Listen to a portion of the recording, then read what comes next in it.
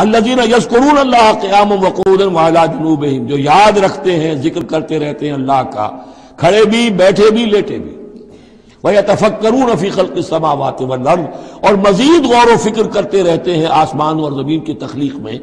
وہ ایک دوسرے نتیجے تک پہنچتے ہیں، پکار اٹھتے ہیں، ربنا ما خلقت ھذا باطلا، اے رب تو نے یہ سب کچھ بیکار تو پیدا نہیں کیا ہے، بے مقصد تو پیدا نہیں کیا ہے۔ اور پھر ذہن ان کا منتقل ہوتا ہے اپنی طرف، ہمارا مقصد کیا ہے، میں کس لیے پیدا کیا گیا، میری زندگی بس یہی ہے، کھاؤ پیو، اولاد جنو اور دنیا سے رخصت ہو جاؤ، اللہ اللہ خیر صلی اللہ۔ تو کیا مقصد ہوا زندگی کا؟ معلوم ہوا کہ نہیں، کوئی خلا ہے، انسانی اعمال کے نتیجے نکلنے چاہیے، نیکی کا بدلہ ملنا چاہیے۔ اس دنیا میں تو نہیں ملتا، اکثر نیکوکاروں جو ہے وہ دنیا میں فاقوں میں رہتے ہیں، اور بدکار جو ہے وہ عیش کرتے ہیں۔ تو کوئی اور زندگی ہونی چاہیے، کوئی اور دنیا ہونی چاہیے کہ جس میں بھرپور بدلہ مل جائے، مکافات عمل ہو۔